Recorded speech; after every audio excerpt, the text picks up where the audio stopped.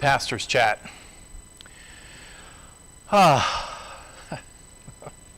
running a little bit late again today. I always seem to be chasing a train that's already left the station, but I'm glad to be here with you now. My name is Lou Kilgore. I am the pastor here at the High Mountain Presbyterian Church, a ministry that used to pretty much be confined to a building, and now it's exploded way beyond the building.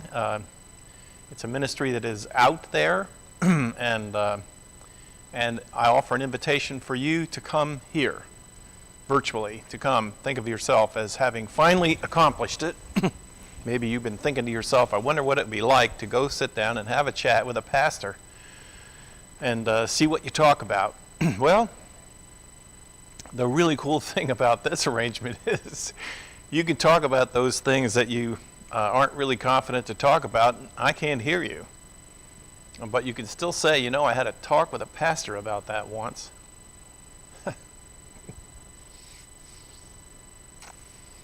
So,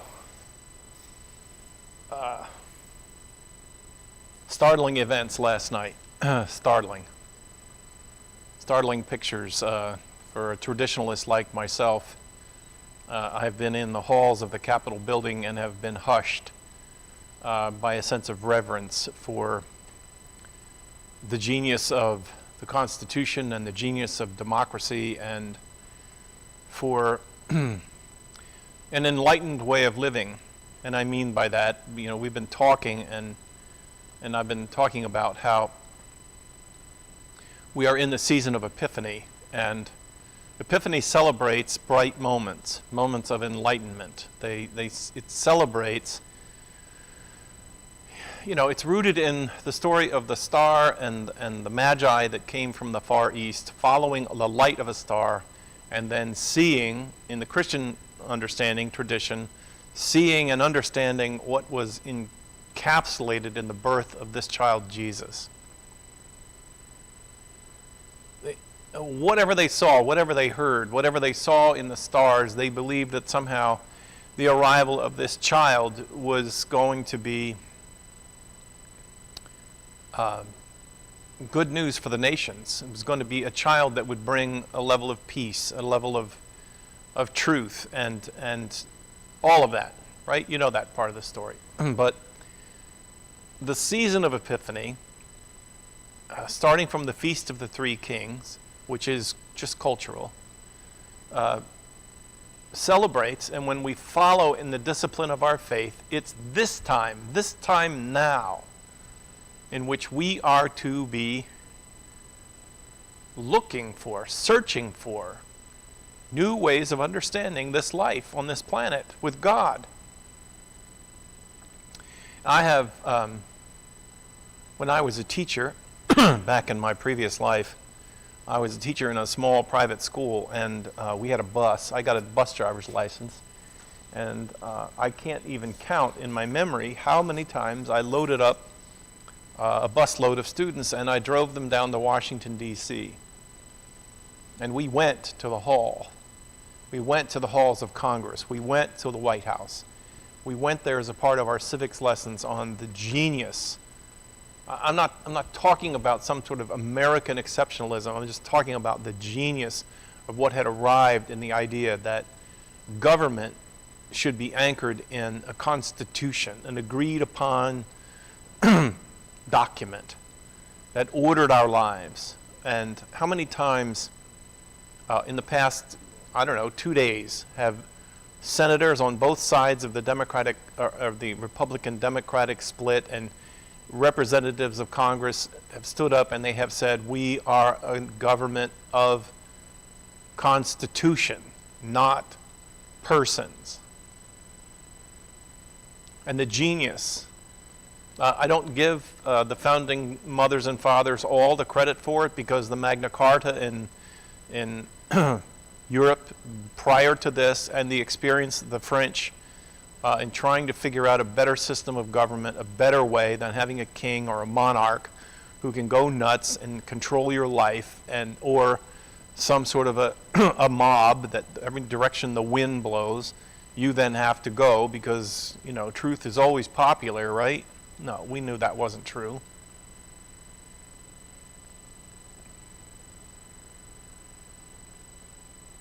Last night was, I don't know if it affected you the way it did me, but there was a sacrilege that took place. There was a desecration, a defecation on all the symbols that, for government, that I hold dear.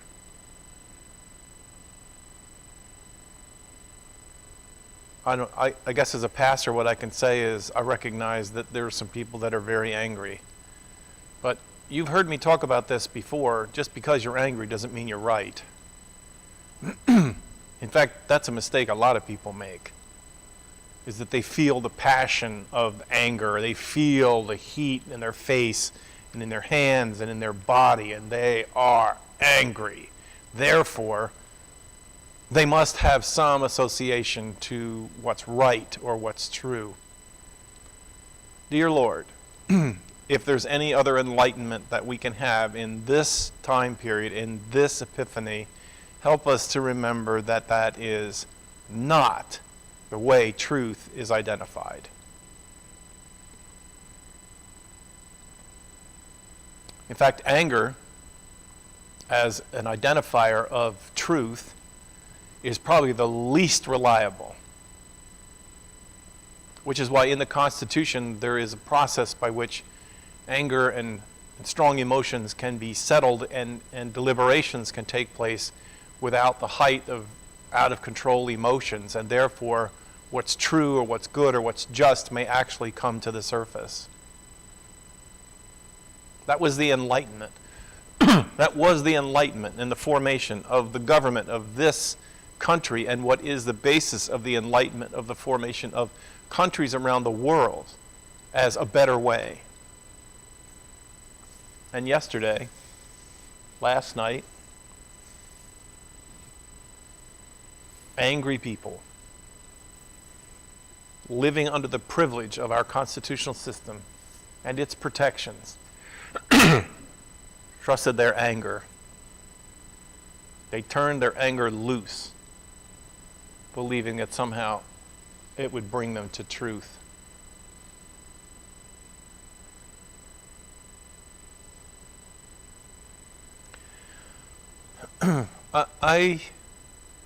I know politics are, they say when you go into a bar, you should never talk about politics or the other man's wife. Oh, religion, politics, or the other man's wife, if it's men in the bar. And I try as much as I can to try to hold on to my own humility and say, Lou, you're a pastor, but you don't have any special enlightenment because you're a pastor. Your opinions are just like others. You operate on a limited field of knowledge. Remember that. And try not to use your pulpit or your position as a pastor to bully other people and assume that because I'm a pastor that somehow I understand things better than others. Okay, fair enough. So I've tried, even though I believe the gospel is political, in this sense. Politics is often about what to do with the poor. Politics is often about how a society cares for the least of its members. Politics is also usually about money and how money is used and how it's shared or not shared. Those political topics are the daily fare of the Bible. And somehow they have to be on the lips of preachers. I've often said, I don't care whether you're Democrat or Republican. Show me your plan for how to care for the poor. How to create a safety network for the poor in a society. I don't care whether you're Republican or Democrat, and believe me, I see the strengths in both general large concepts of the political parties. I do. And I think that we're best when the strengths of the Republican conservative kind of fiscal, financial responsibility, parts of how to manage the government, try to keep the government small, when people of strong opinion in that way then also have relationships with people who say yes, but there are times when the government needs to be big enough to deal with the problems that come at us. When pandemics come, and when poverty strikes, when unemployment spikes, and I always think to myself, just listen to each other and recognize the strengths of each other. That, to me, is my role as a pastor. And to say, in the end, the one thing you can't do is that you cannot pretend that aliens and strangers among you aren't important. You can't. You also can't turn a blind eye to injustice and racial prejudice. Racial prejudice happens among Democrats and among Republicans and independents. Racial prejudice, which leads to injustice, it leads to suffering on the part of people for no reason at all, is not political, it's gospel. It's gospel. When the court systems are not fair, it's a concern of both parties and is on the mouth of the pastor that is a biblical preacher. So I cannot be silent. The hallmark of our of our life together, which actually you don't hear me say this a lot, but I do believe it was a shining light of God's illumination that allowed certain leaders to give off the old tyrannical ways of power for power's sake, accumulation of believing the only good government is a government that has a king and a monarch who will then somehow benevolently take care of everybody. I think it was the insight of God showing us another way. Another way. The Bible says that governments come to power because God gives them the power to come to power. But then it also says that those governments have a responsibility because they received their power from God, and the responsibility of governments is the care and keeping of widows and orphans. It is the protection and well-being of the poor. It is the protection and well-being of the aliens. It's the protection and well-being of humankind and of the earth. And if governments do not attend to that, you should expect that God will see to it that you're destroyed.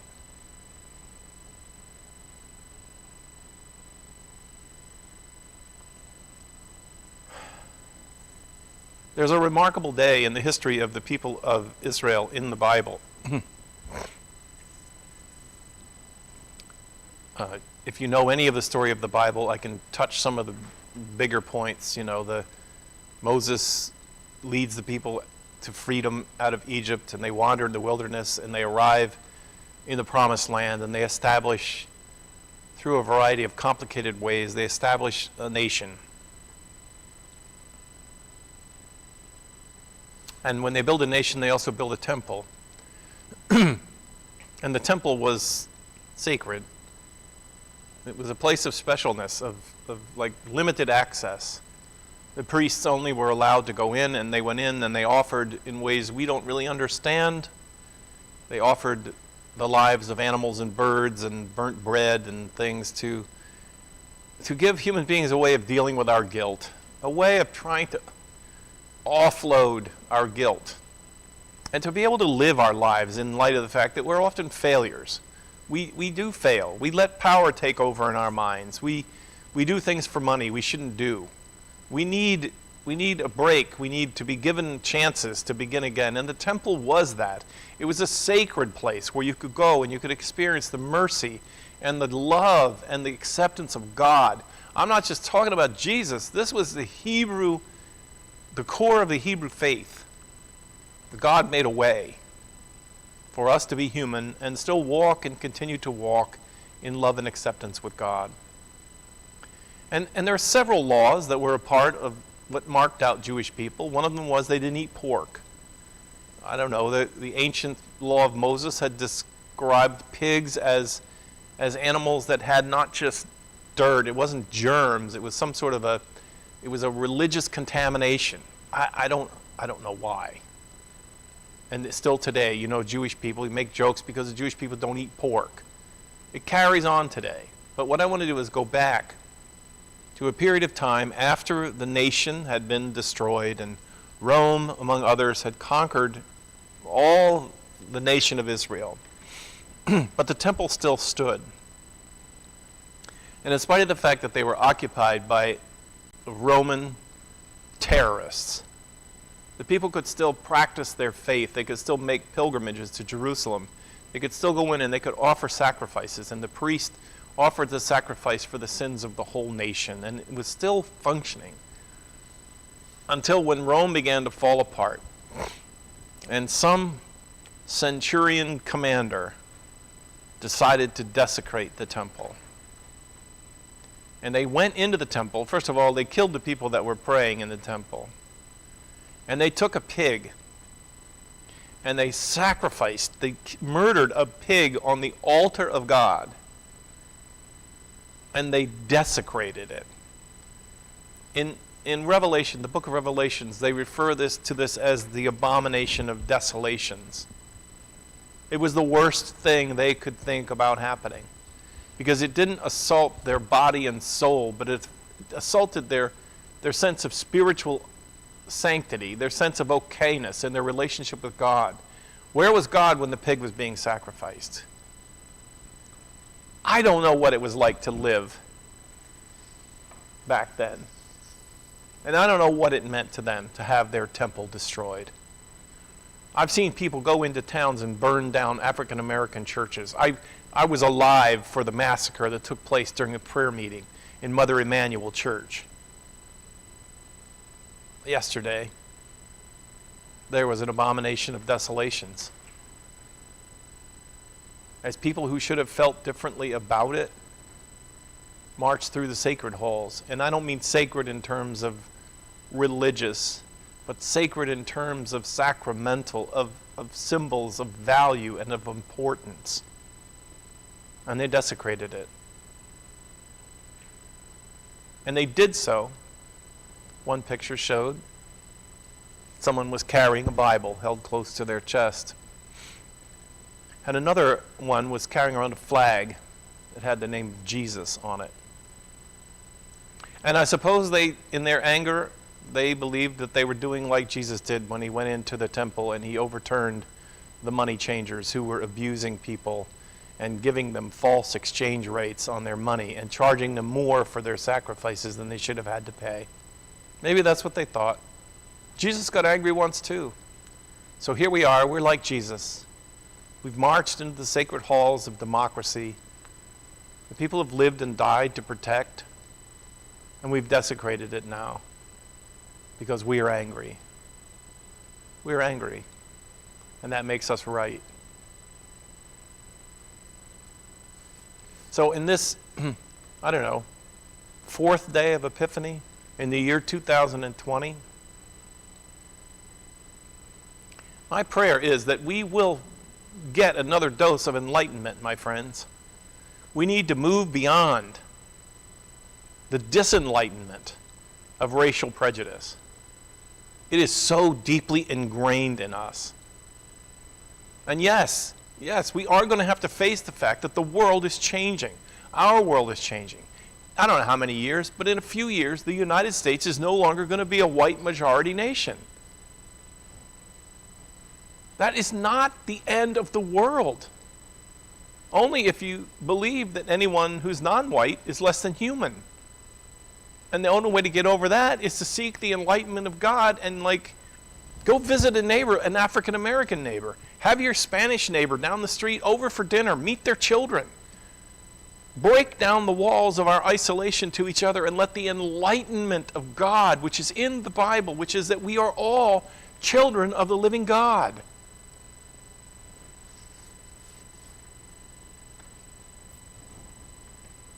I know. My talk about enlightenment today, it's a prayer. It's a prayer. It's a prayer for angry people in the world today. That their anger will not be mistaken for truth. But that instead we push through the anger and push on and pray for an enlightenment that helps us to see the truth about who the world is and to see the things we really need to be afraid of and the things that we do not. the things that we should accommodate ourselves to. So there you have it. That's my talk for today. I can't be a pastor in the world I'm living in and have an event like last night happen and not talk about it. I said this before, when I took my first church, one of the things my seminary had asked me to do was to go through the records of the church and to read how they wrote about the events of history. And what I was alarmed about was that the church that I was pastoring had been a church through World War I and World War II, through the civil rights movements, through Vietnam. You could read every page of every record, anything written, copies of sermons. You never saw any reference to what was happening in the world around them. The church had existed in a bubble. It was as if the gospel really wasn't relevant, so there was no need to talk about what was happening in the world. Well, I'm not that pastor. I'm not. I hope that a pastor who takes over in a church where I have served will be able to look into the record and see all kinds of the footprints of the events, of the news of the day in which we lived and how we pastored and what we did and how we were incarnated into the world in which we lived, and that what was happening, the Bible always had something to say about it. Always. I bless you, my friends. I pray a blessing for you in this season of Epiphany. I pray for higher enlightenment for all of us. That if we are angry and at, jog our heads with each other, that a new enlightenment will come upon us and a new truth will emerge, a truth that does not downplay the facts, but a truth that incorporates facts we don't want to know, that we don't want to hear about our history, so that we can go together into the bright future of God's beckoning to us to come, walk with me. Season of Epiphany, my friend, is when we pray for enlightenment. Let us pray earnestly now. I'm also praying, the news of the pandemic and its spread, we're getting tired of it, I guess, but it is outrageously bad. And I pray for you, pray for your health and your safety. Get your vaccines if you can. I'm going to sign up and register for mine. I learned that pastors can get them a little sooner than some. I'm going to take advantage of it because I want to be vaccinated. I want to be healthy, and I want you to be as well. God bless you, my friends. I look forward to talking to you tomorrow on Friday, somewhere around 2 o'clock. We'll meet together and we'll talk again. God bless you.